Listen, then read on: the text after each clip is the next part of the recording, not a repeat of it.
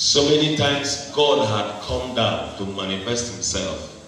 But because there are no vessels around, there are no persons who are really willing and yearning for him, the atmosphere for the manifestation of his presence disappears.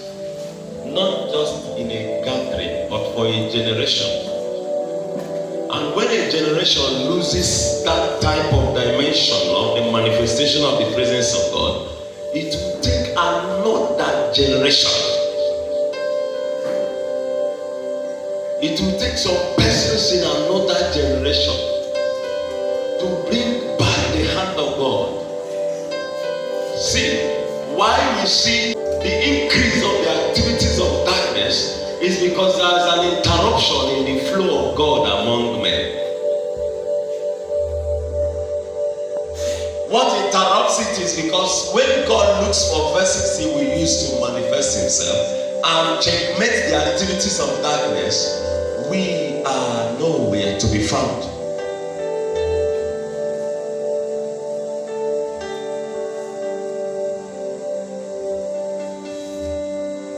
What is ringing in the mind of God for our time is how to recover dominion from the hands of darkness to the kingdom of light.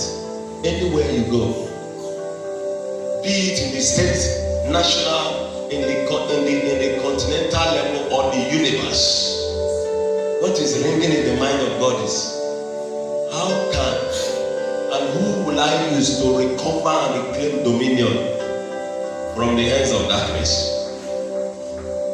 The death of Jesus on the cross was an attempt, and that attempt succeeded.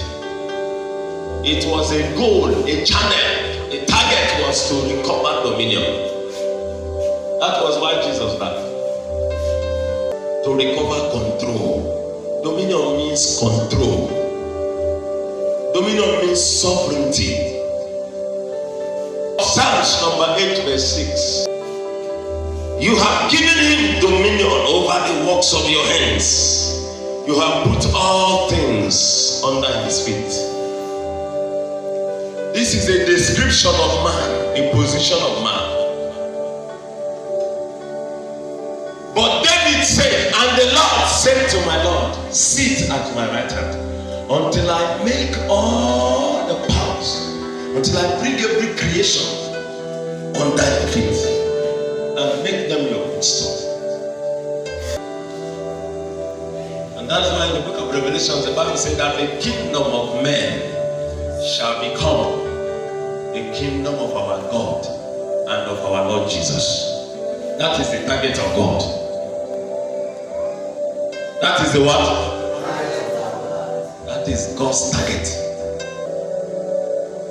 Let me shock you. Let me shock us. God does not yet have complete control over everything he created. Does that shock your belief? Yes, it should shock you.